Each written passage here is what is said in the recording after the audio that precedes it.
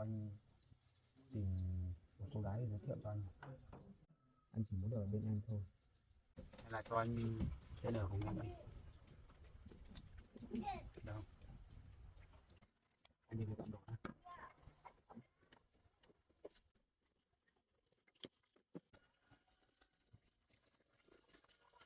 Cháu dọn rồi lên đây nè. Vâng, vừa được ở bên em lại vừa được bảo vệ em nữa.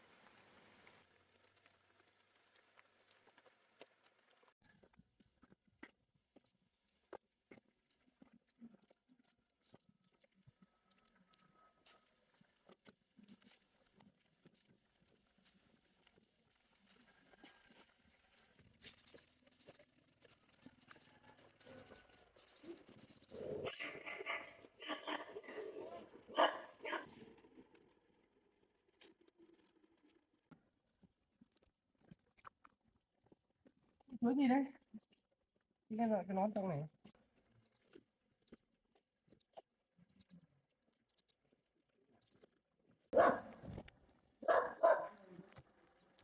Này cầm chiều được cái trời. Dạ, cho anh 4 này.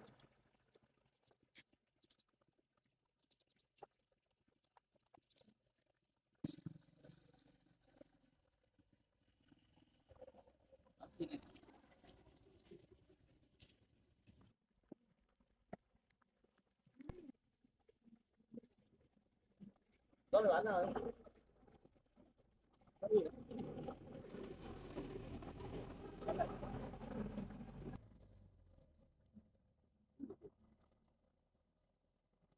Đẹp nhất.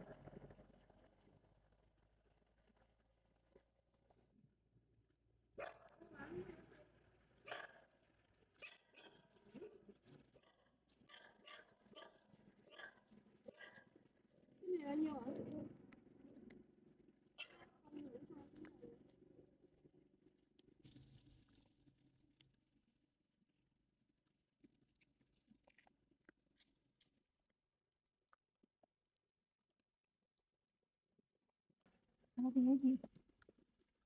Dạo này bao nhiêu đấy?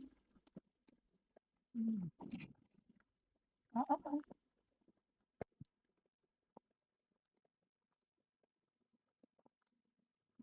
Ốc à? Ốc này bán bao nhiêu đấy? Bao nhiêu đấy? 30.000 à? Thế lấy cho chị cái này đi.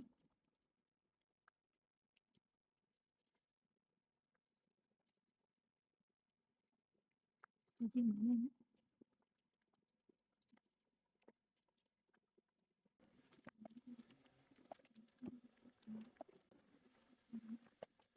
Đây chị gửi tiền nhé.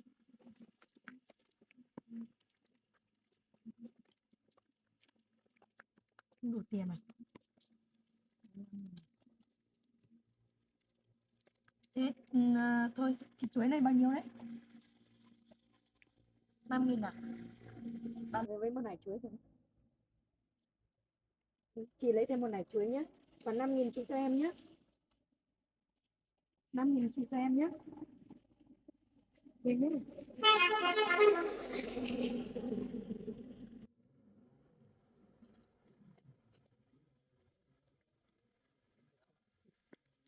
Đâu em ơi. Xanh này bán bao nhiêu tiền?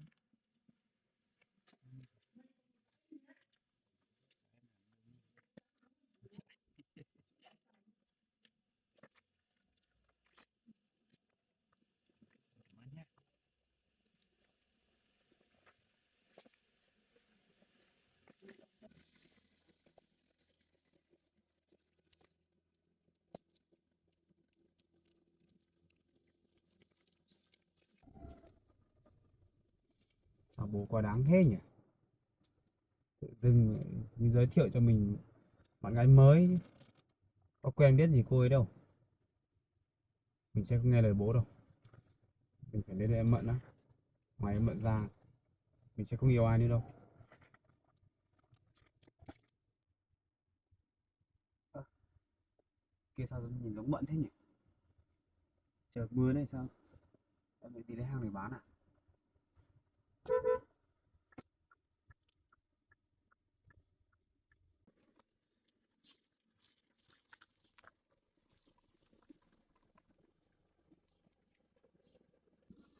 Bán hàng đây à?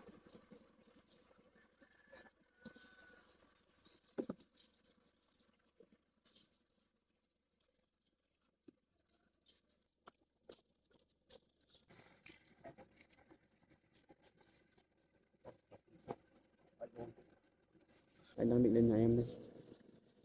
Mà trời mưa thế sao em không nghỉ đi? Ướt hết rồi. Có lạnh không? Đừng làm quá. Em đi lấy chuối rừng bán à?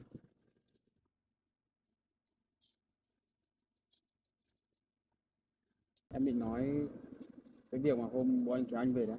Không sao đâu em ạ. Không có chuyện gì đâu. Bố anh không mắng anh đâu.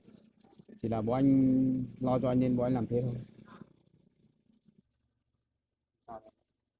Yên tâm. Anh sẽ không bao giờ Tối nay em vừa đi chặt về đâu. Tối nay phải không rừng sâu mới có đấy. Các em đi vất vả lắm. Lại đi tắt xe rồi nhé. Nhưng mà đến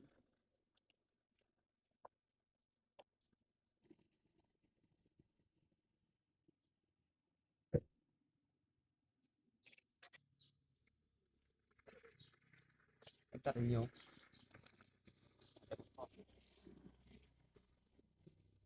Tối nay mà em mang về em băm ra để phơi khô ấy, là thuốc tốt lắm đấy.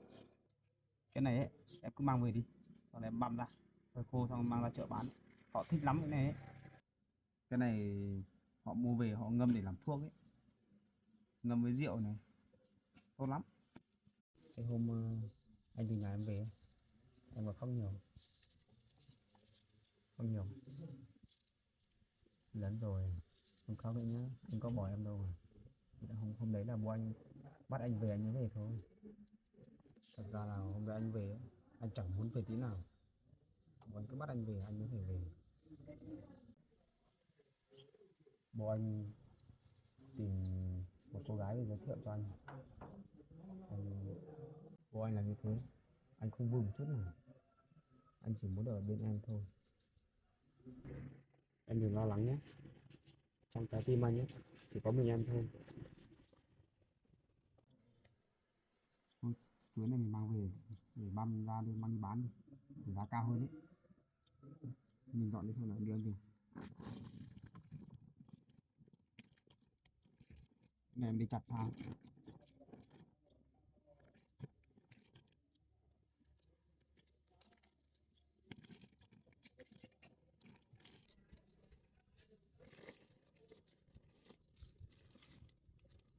Em lên xem.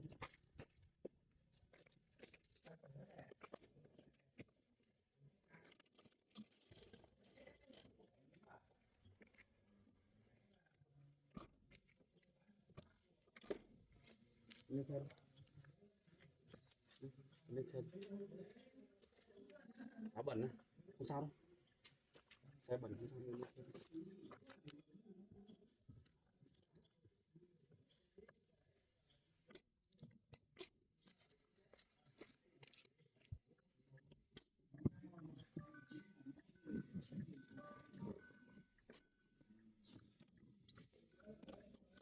Em thắt dây an toàn này. Ừ.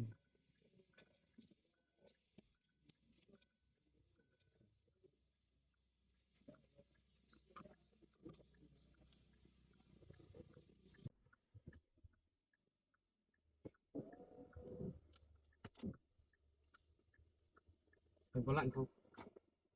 Để anh bật điều hòa nhiệt độ cao lên, tăng lên nhé.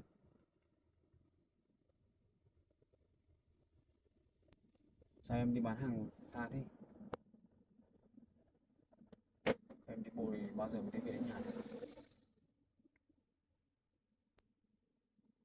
Em thấy ấm hơn chưa? Em mà ốm mà anh lo lắm đấy. Anh tăng lên nhiệt độ hết cỡ nhé.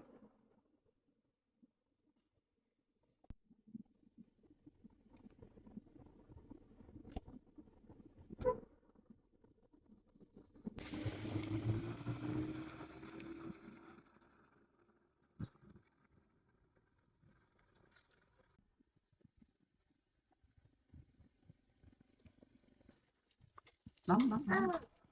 Ừ. Dạ, đi đâu? Ở cửa. Thế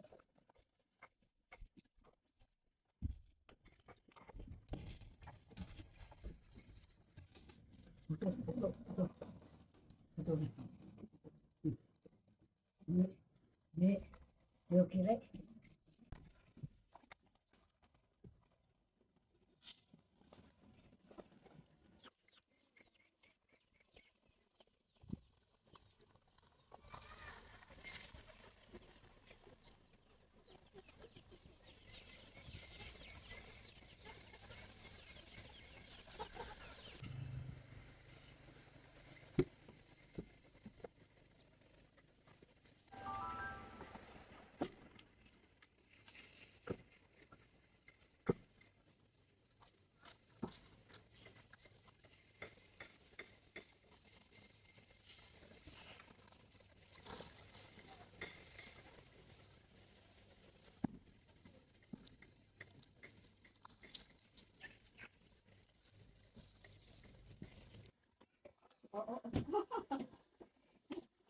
Sau với hoa của em sao lại nghiêng hết nhỉ? Nó khổ. Sắp có bão.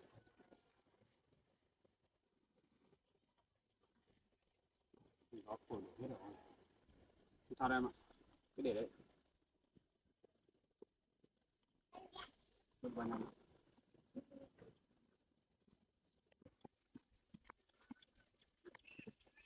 Cho bà nhé. Vâng. Bé ơi. Ăn gì đấy? Ôi. Vợ ổi à?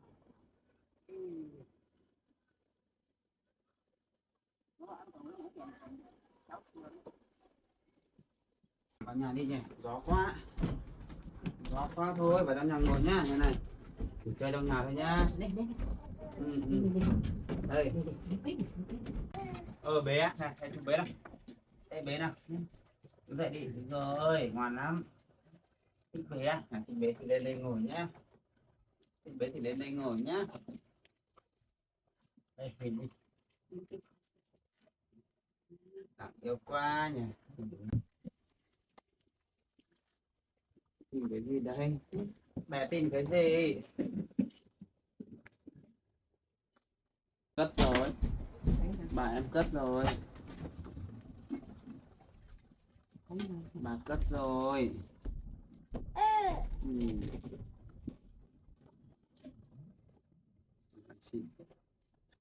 Đi mẹ bế đi. Đi mẹ bế đi. Đi mẹ bế nhá. Rồi, quần em bé cái thiết đấy. Quần cho em bé.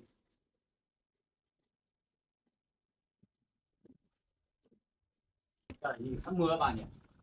Lại nó báo có khi lạnh. Mưa. Cháu vẫn bận từ ngoài kia lên là cái chỗ nào có gió to lắm. Con xong chưa? Đi chơi đi.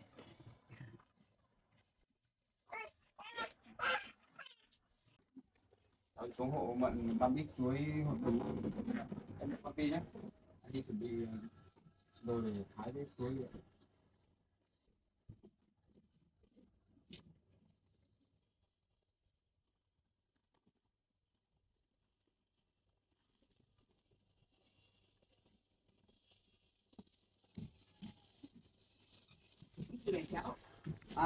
Cái này là chuối rừng mà.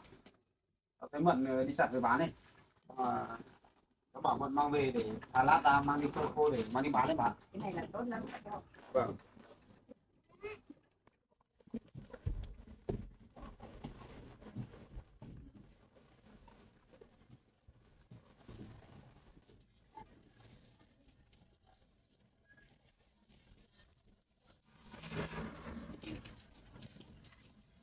Nước này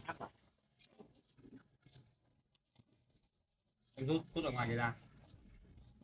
Cái đây mình không dùng thì rút ra đâu không được.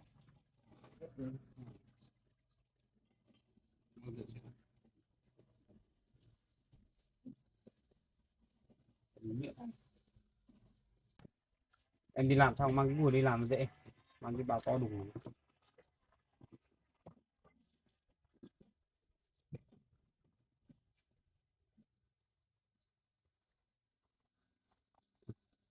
Cái túi này chắc vướng lắm, không cần.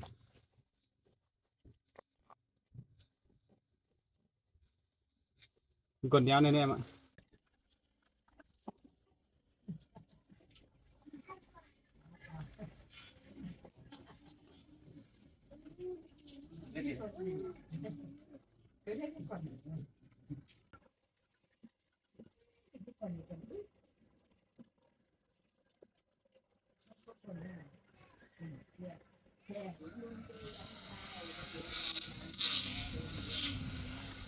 Hôm nay em đi tổ kiến này, đi làm tổ kiến này, nhưng mà không có thì đang đi đặt vừa bán.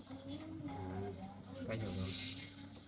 Tổ kiến bây giờ nó đang có nhiều ấy, mà đi cũng phải thấy gặp thì mới làm được. Rồi, có anh rồi đi.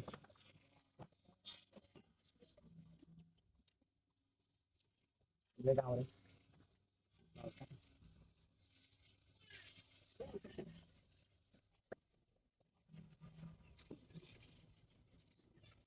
Bây giờ anh cắt này là em nhặt cho vào mâm, ở những các mâm to ấy, bảo về không sợ. Đó. Mày làm chắc chắn em không sợ. Để làm xong kia để nó ráo nước.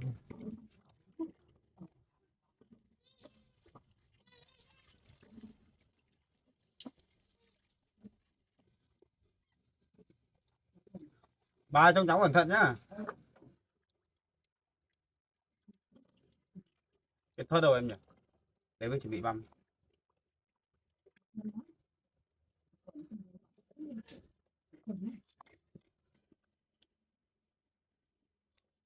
Anh không hiểu tại sao mỗi lần anh lên đây có cảm giác bình yên lắm.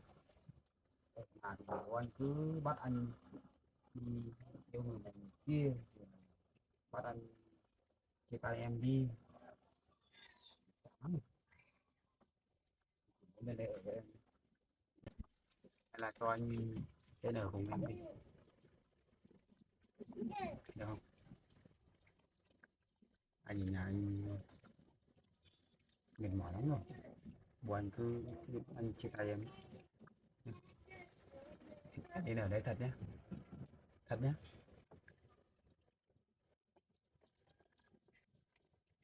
Anh về dọn đồ lên thật đấy. Anh có ý định lâu lắm rồi. Rồi anh hồi em làm này xong là anh về dọn đồ thật nhé. Nhá. Mình yêu nhau rồi thì làm gì nữa nhé. Phải ở bên nhau.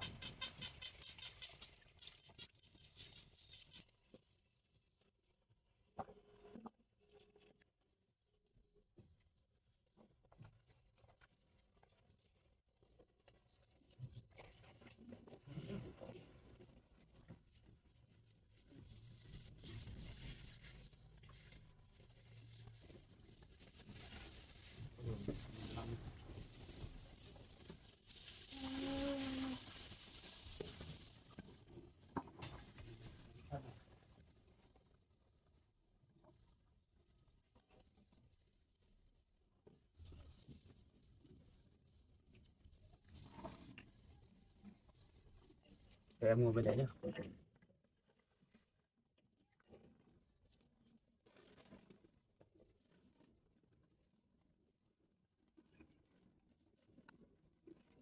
Con này em đi vào rừng em lấy nhiều vào.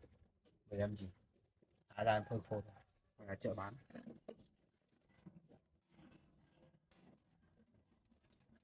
Cái con da mỏng này.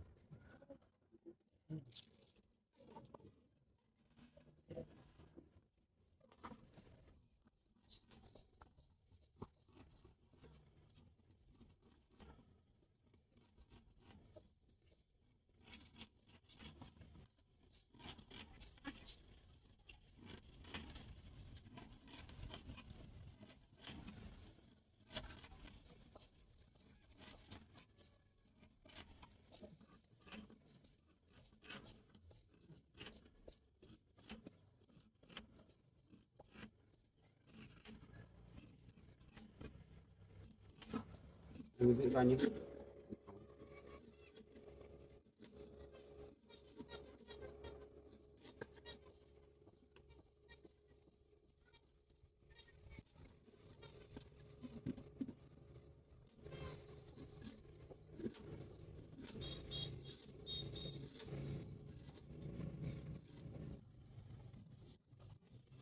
Thật đấy.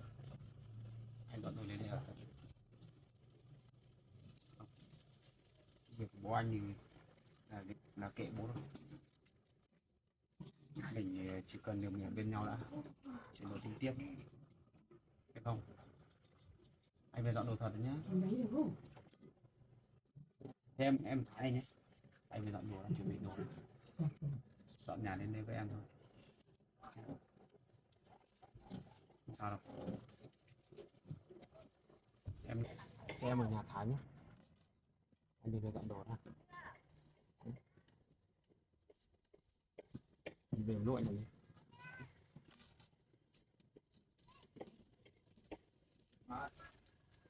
Thôi đây chú bé một tí nào. bà cặp ấy đi. Bà ơi, Dạ. cháu định dọn đồ lên đây với mận ở. Nhá, bà cho cháu có việc rồi. Nào, thế thì thả nhá là bà thả xuống sàn đi. Em đấy tự bỏ đi nhá.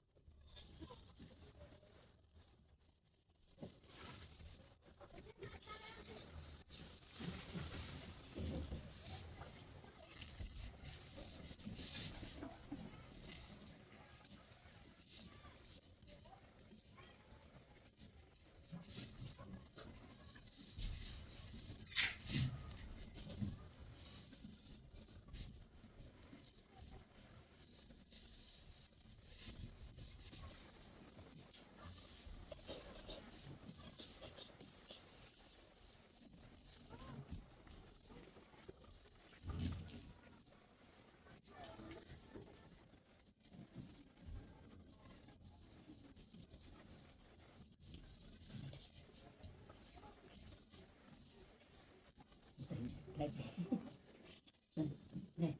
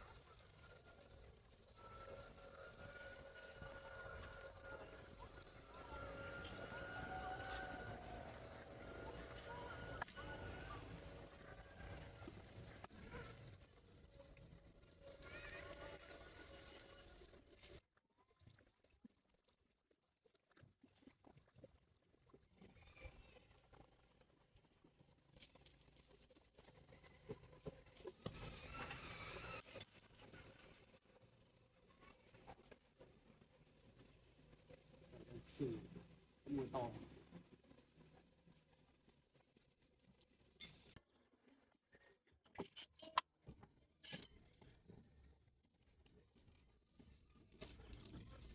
Cháu dọn đồ lên đây à? Vâng. Anh nhiều đồ quá. Anh chỉ mang tạm những đồ cá nhân xong là chăn nữa. Nhiều quá. Đi vội quá đi cả cái laptop làm việc của anh ấy còn quên. Mai đi làm vào đấy. Bế một tí nào. Bế em bé một tí nào.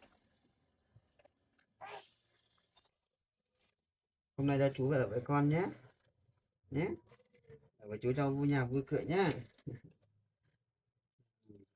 Thì mẹ bế đi. Bế nha. Mọi người thì chuẩn bị cơm trưa thôi nhỉ.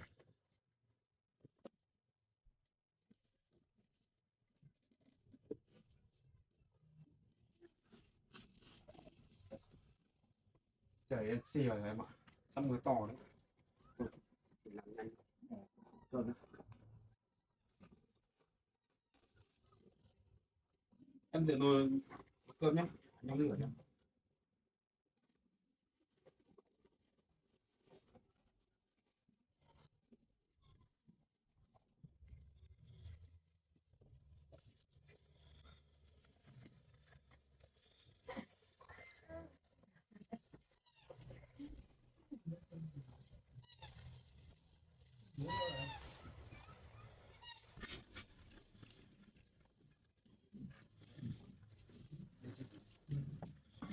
Em chuẩn bị món gì để ăn mừng anh lên ở với em đây?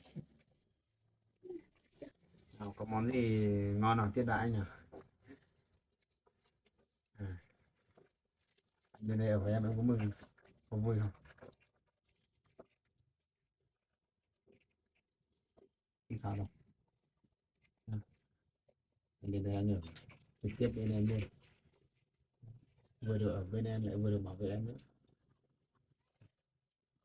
Cầm cầm má nhỉ, cầm này.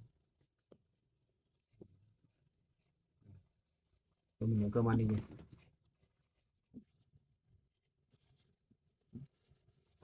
À, theo em một cái gì?